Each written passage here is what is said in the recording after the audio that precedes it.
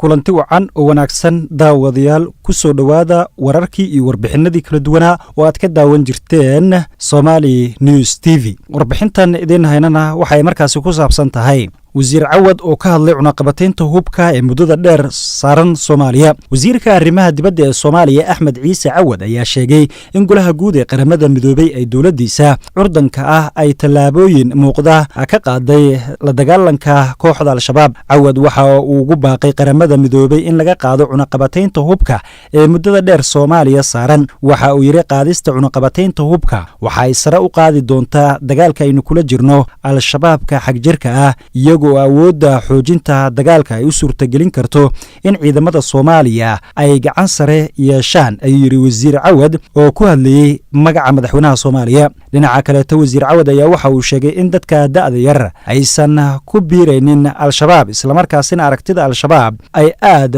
u taageersanayn. Cawad ayaa waxa uu intaasi ku daray in dawladda Soomaaliya ay arintani la kaashanayso hogaamiyaasha diinta, dadka da'da yar, odayaasha iyo sidii loogu hortagi lahaa aragtida nacaybka ee Al-Shabaab. Cawad ayaa waxa uu intaasi ku daray in taliyaal sare oo ka tirsan Al-Shabaab ay ka faa'iideysteen cafiska dawladda isla markaasina si nabadgelyo ah ay isugu soo dhiibeen dawladda Soomaaliya. Al-Shabaab ayaa isku dayeysay in dawlad Islaamiya ay ka dhisaan Soomaaliya. Waa koox xagjir ah ee dhimashada badan ka geystay Soomaaliya, ayuu yiri. Geesta kale Cawad ayaa beesha caalamka ugu baaqay in la taageero howlgalka Soomaaliya inta Soomaaliya ay kala wareegayso ammaanka guud ee dalkeeda. Intaas ayaan daawadayaal ku soo gabagabeynayaa warbixinta aynu kaga hadlaynay wasiir Cawad oo ka hadlay Cunaqabateynta Hubka ee mudada dheer Saran Soomaaliya iyo inay ka saacideynayso dagaalka lagula jiro Al-Shabaab. Fadlan haddaad ku cusub tahay Somali News TV ha hilmaamin subscribe-ka